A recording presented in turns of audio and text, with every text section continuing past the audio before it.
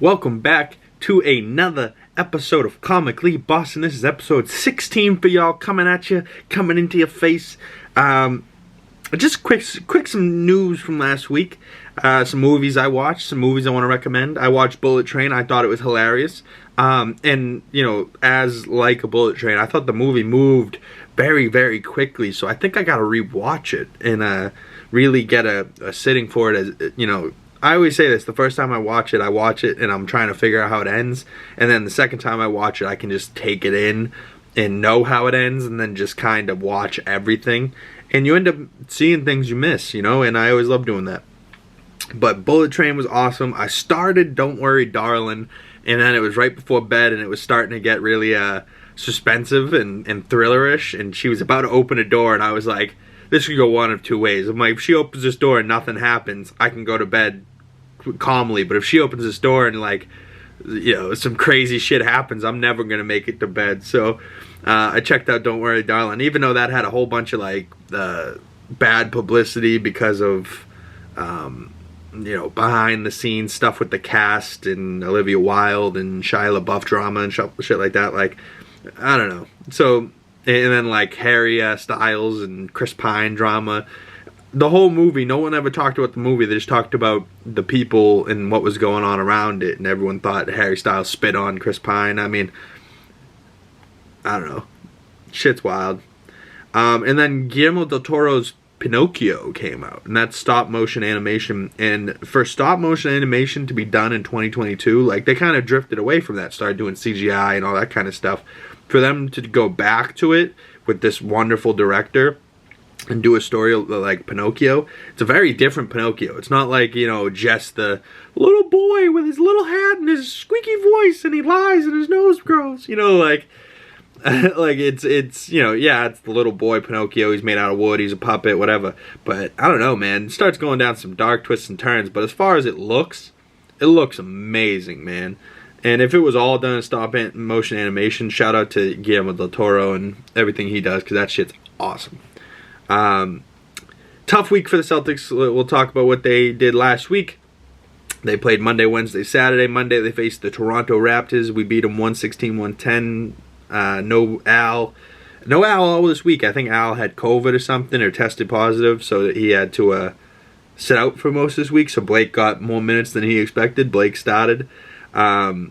He went 13-8.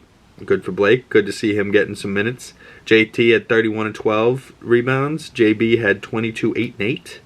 Not a bad show. I know at Toronto, we're still on our 6-game road trip. Phoenix on Wednesday. We're the number one team in the West. I believe the Pelicans are now. But I don't know. Zion, stay healthy. Versus Phoenix, we won 125-98. We're improved to 21-5. No Al again. JB looked real good. He had 20 points, 16. He's had 20 points in 16 straight games. That's pretty insane. Probably 17 straight games now. Booker ended up getting in foul trouble. He only had 17 points. He had 5 fouls though. 8 for Ayton, 4 for Paul. You know, like, so we kept them, you know, their stars not being able to get the bucket, and JT and JB combined for 50. You know, so that's they had 25 each, so that's always a good thing to see. Blake started, so he got 99. Not bad start. Grant Williams had 14. He was 6 for 6 shooting. Brogdon had 16 off the bench. Cornette 12. You know, like, you love to see things like that. Cornette getting 12 points off the bench, like, just being a big motherfucker. And then we faced Golden State Saturday, you know, the rematch from the finals last year. And Golden State, man, we lost. We're 21-6 now. We lost 123-107. We could not get a bucket to go. Clay had 34. Curry had 32, 6 and 7. JB had 31 and 9 rebounds. JT had 18 and 7, 6 for 21 shooting, 2 for 9 from 3. 18 points on 6 for 21 shooting. That's an awful display, and the dude still got 18. Like, there's people in the league praying to get 18 points in any given night. This dude's fumbling, like stumbling through plays, not getting a bucket to fall for him, and he's getting 18 and 7. Like, JT's too good. Blake had a big night, 13-7. He had to start again for Al, so he had much more minutes on this road trip than he expected, I guarantee it. But, hey, I love to see Blake getting minutes. So Blake could be big off the bench this year if he wants to embrace that role, or if he just wants to play the role of he'll start when Al's out. Like, what are you going to do? I think he fills that role all right. And we still don't have Rob Williams or Danilo Gallinari. So people like Cornette or Blake might get bounced. Like if Al's healthy, like Al just got signed to a couple more years, I want to see this team around for a little bit, but I feel like this offseason we're going to have to get rid of at least a couple of them. But if we can stick this team around for a little bit, I would severely enjoy that. But hey, it is what it is. And that's what the Celtics did last week. So we're currently on a 1-game losing streak, but we play tonight.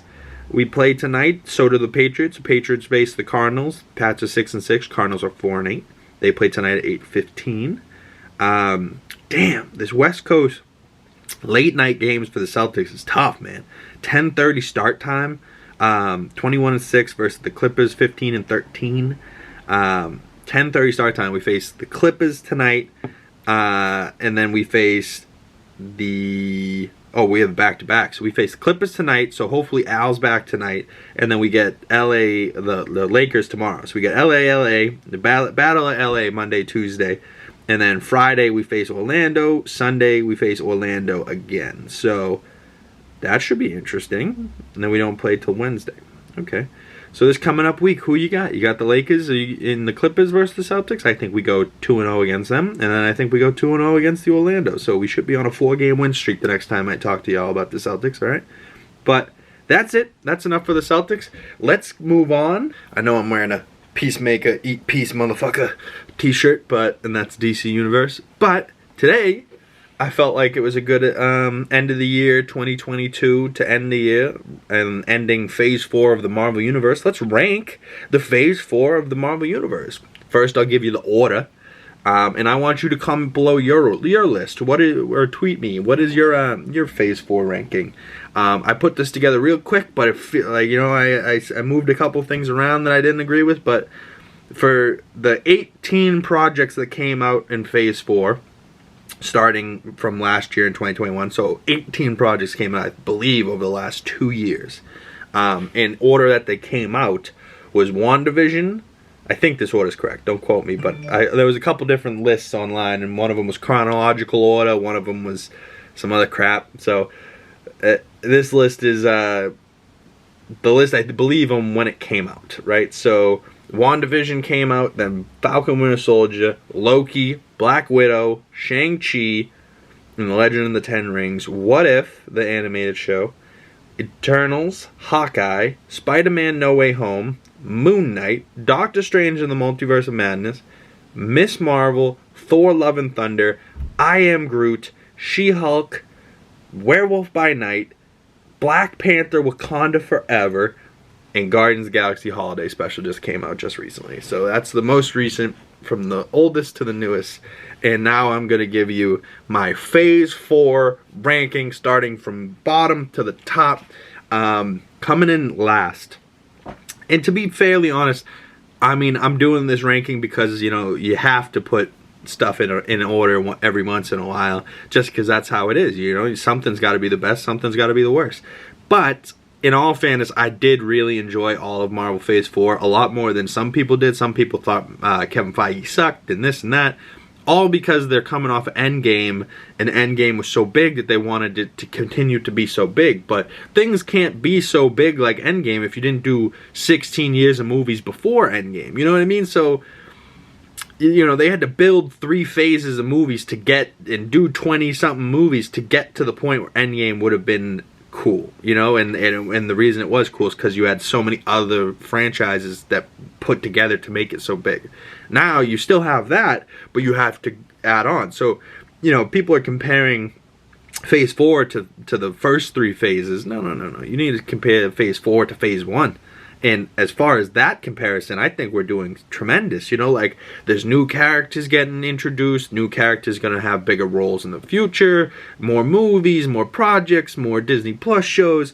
You know, so you just got to let them work. Let them get into Phase 5, Phase 6. You know, once we see Ant-Man, once we see all the projects next year, I think we're all going to be like, oh, Kevin Feige, you mad genius. But in February, I really cannot wait to see Ant-Man 3. You know, I was a fan of the Ant-Mans, but Ant-Man 1 and 2, Ant-Man 2, you know, funnier than the first one. But they were both just kind of Ant-Man movies. You know, if you're a Paul Rudd guy, it's Paul Rudd, you know, so. But it wasn't necessarily my favorite Marvel movies, but I did enjoy the films.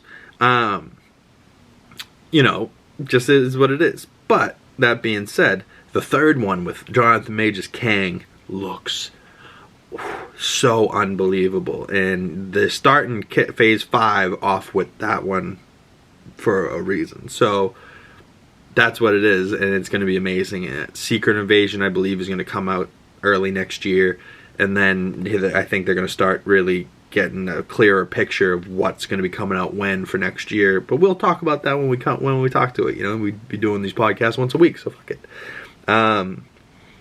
But that being said, number 18 on my list, first on the list, Miss Marvel. And I loved the Pakistani people in Kamala Khan and Iman Vellani. And Iman, if she ever sees this, I'm so sorry. You're gorgeous. I love you. But it is the last on my list. It just didn't quite do it as much as everything else did for me. And something else that didn't quite do it, number 17, there's 18 out of, just so you know, number 17 coming at 17 was What If. You know, the animated, as far as, you know, they're just giving us a buffet of content that's not animated, and then just throw What If into content that's not live action, but it's kind of related to the universe, but kind of not. I don't know. What If I liked it? I'll still watch season 2, but it's still going to be at the bottom of my list of Phase 4. This one hurt to put this low, but I just couldn't put things above it necessarily because it's just shorts. Number 16, the I Am Groot animated shorts. I loved them. They were funny, but they're just 2 minutes. They're not like content that's gonna be up above all this other shit. Number 15, the lowest movie on my ranking is Black Widow. I don't know. People are gonna hurt this one. Scarlett is amazing. She's sexy. I love Scarlett Johansson. I loved the addition of Florence Pugh in The Red Guardian and her family, but it just also felt like that movie should have came after, like, Civil War. Shouldn't have come after Endgame. You know, it just came too late for me, and, you know, it just took me out of it because we already knew that she died in Endgame, and we knew that she wasn't going to die in this, you know, so it just took me out of the stakes of the movie. And then they still had this world-breaking thing up in the air, and the skydiving scenes that didn't make any sense, or explosions that sucked. Like, there's a lot of things wrong with Black Widow, and I didn't like how they did Taskmaster. It's just my personal preference. You know, they did great with what they did, but, you know, I think it should have been Tony Masters, and, you know, Taskmaster should have been something much more fearful. Number 14, I think we'll like these characters a lot more in the future when we get a second installment or a Disney Plus show, or we see the characters in something else. But number 14, Eternals. Eternals is great. You know, I loved Eternals, but it's a new group of characters. It's 10 new characters. I thought visually it looked great. I thought the Celestials' scope and scale of those are wild. But people didn't like the dialogue, too much dialogue, not enough action, too much of a world-breaking event after Endgame, but had nothing to do with the superheroes. It's like, okay. And, you know, that one's so low because they haven't referenced Tiamat since. You know, we watched that movie, and there's a giant celestial head hanging out of the ground with fingers, and nobody's talked about that. Nobody's seen it. Nobody's been to it. Alright, whatever. Maybe in Phase 5 we'll talk about it, but all I'm saying is nobody has talked about this celestial head that came out of the ground and almost blew up the planet. That's why it doesn't make much sense to me so far. But hey, moving on to number 13. This one drooped a little low on my list, but it is what it is. Falcon and the Winter Soldier. Loved seeing Sam get the Cap shield, but still salty as a motherfucker that my Captain America Steve Rogers is just, what, on the moon? An old man? Give me a Captain America, what happened to the time stones, or what happened, like, returning the stones. I want to know, like, give me a show called Returning the Stones, the Steve Rogers story, you know, like, I would watch that so quickly. And it's amazing that they haven't thought of that yet, but, or maybe they have, they're saving it for something big, like maybe Captain America, A New World Order, Cap 4, but I need Chris Evans back as Captain America. You know, you can't kill my two favorite characters in the same movie, like Tony and him. Like, at the time they were my two favorite characters. Like, now that I've really thought about it, I don't know, probably Hulk is one of my favorite characters, long time favorite characters. Spider-Man is always going to be up there. Batman always going to be up there. Superman always going to be up there. But as far as like phase 4 superheroes, I think Moon Knight's my favorite. Just Oscar Isaac just killing it. The Egyptian mythology stuff, I really liked it. And the suit's badass. Moving on to 12. I really liked this show, but it just fell on the list where it fell. She-Hulk. Tatiana Maslany is amazing. 9-episode season, was a little lengthy. 9 weeks, you know what I mean? You have to watch week after week after week. And you just gotta wait and wait and wait for Daredevil to show up. That was the best part of the show. Can't wait for Charlie Cox to get his own Daredevil 18-episode season. But 18 weeks? That's going to be a long time watching Daredevil. So, I don't know. We'll be recovering that for a long time in the future. Moving on. Number 11. I've been rewatching this one quite a bit during the holiday season. I really missed it from last year.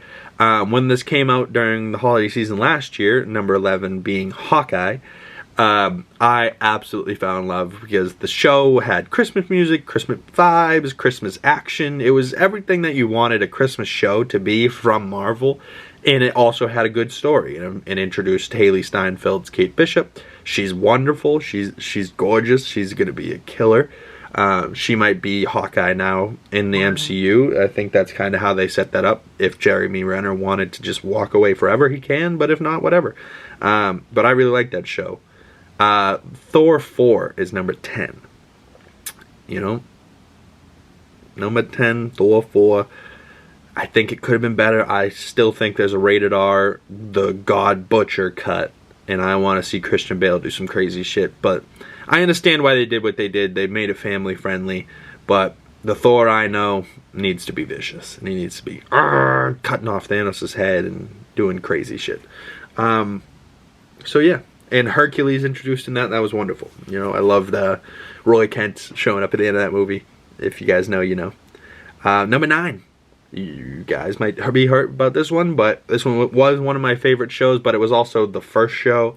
So it's been a long time. So maybe some of the other things are just recency biased, and I haven't rewatched the show in a while, so maybe that's why it fell where it did. But WandaVision is number 9. And then real quick, I'm going to slide into number 8, because it kind of does with the same thing. Number 8 is Doctor Strange.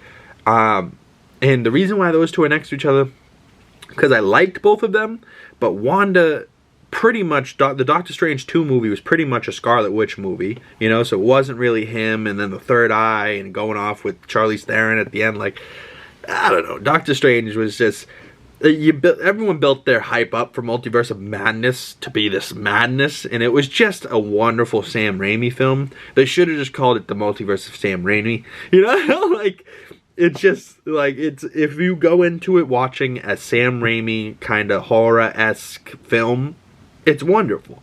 But if you go into it like everyone went into it with the expectations to seeing the multiverse and all the cameos that could have showed up, and then we didn't really get it, and then the cameos we did get were the Illuminati, which was insane. Everyone blew up their mind, and then Sam Raimi 4 minutes later, kills all of them. So, you know, brings in your Illuminati, poof, gone. Takes away your Illuminati immediately. Like, oof.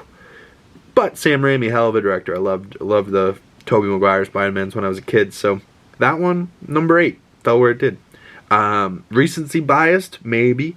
Number 7, Guardians of the Galaxy Holiday Special. Could have gone higher for me. I've been singing the fuck out of that soundtrack for the holiday special. Been listening to the music, Smashing Pumpkins.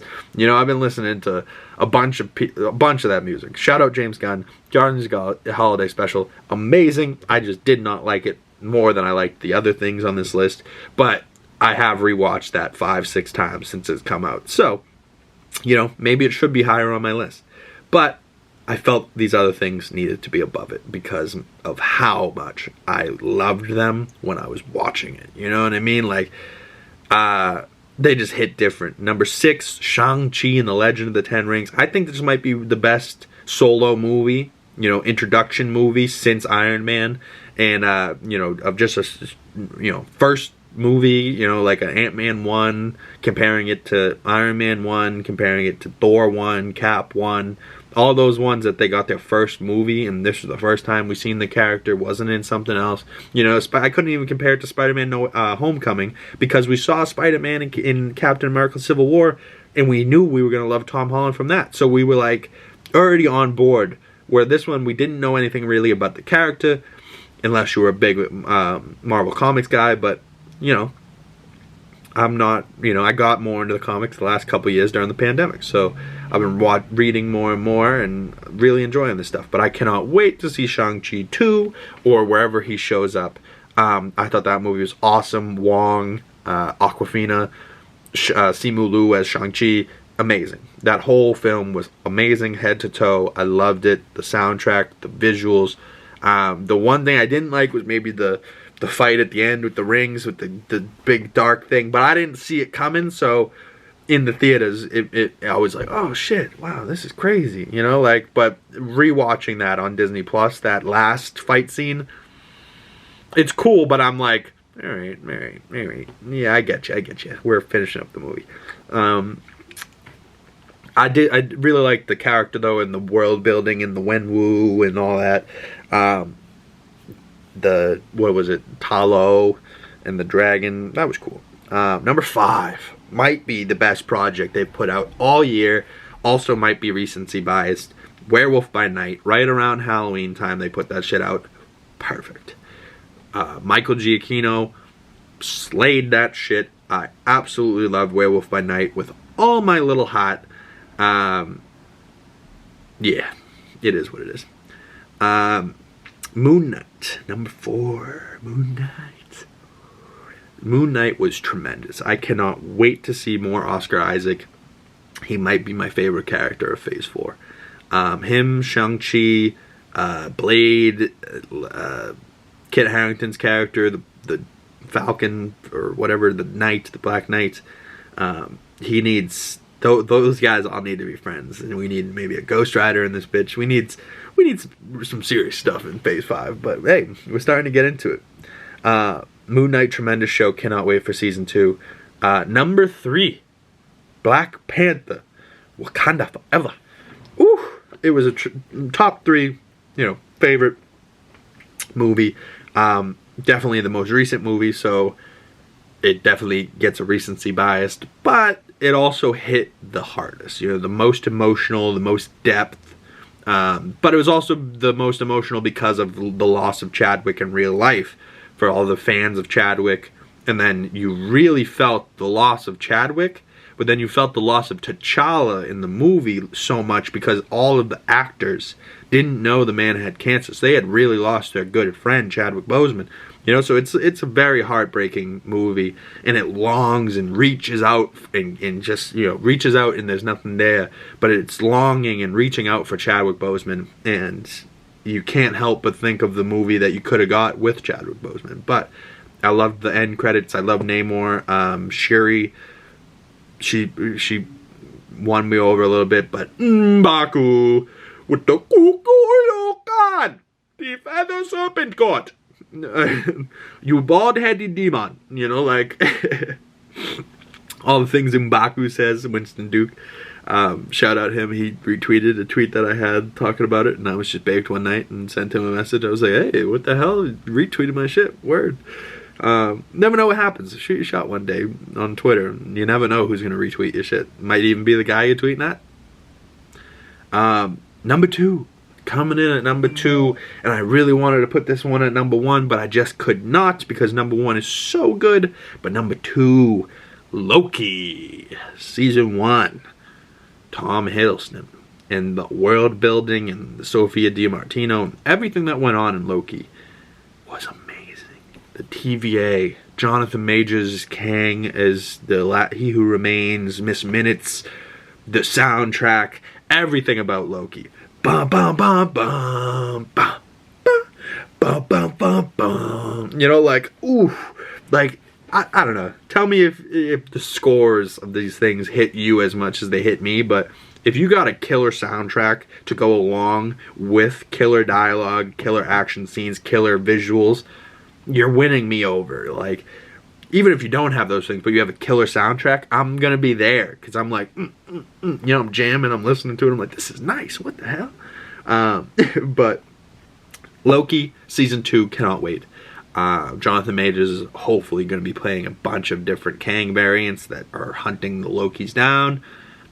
Who knows what will happen, because they can go anywhere in time. They just have to open up a time door and they're gone. But we know Mobius and Mobius. Owen Wilson's going to be back, so that's going to be insane.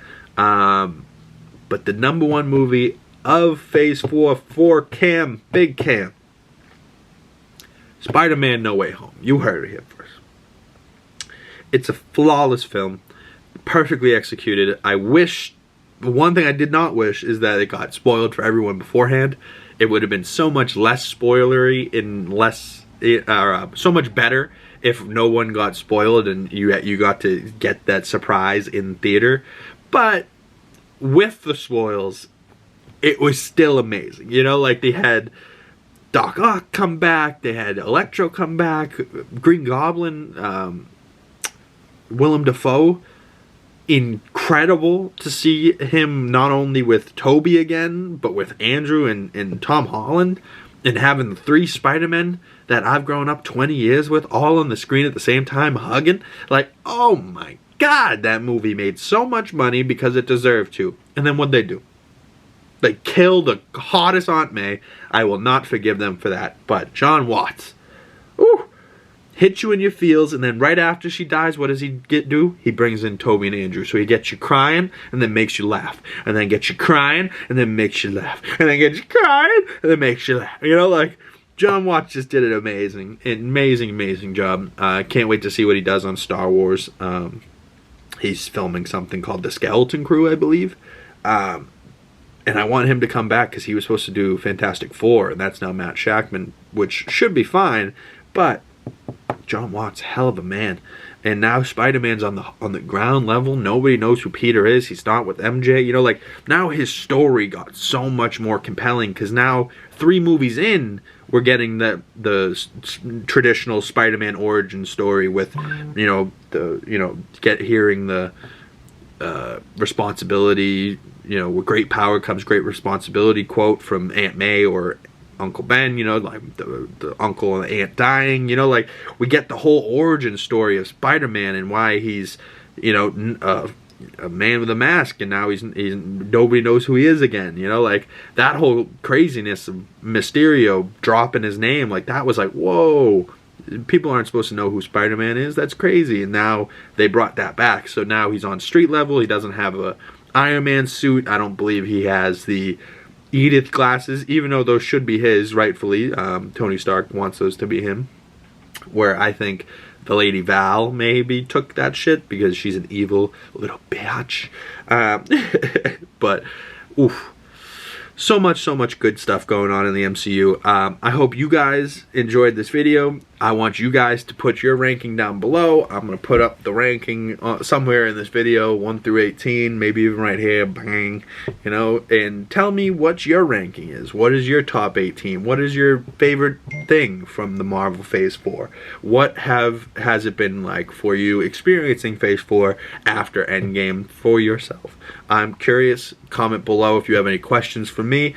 Tweet me, DM me, Instagram, Twitter links in my description below. Smash that subscribe button, and I'll see you guys next week for Comically Boston.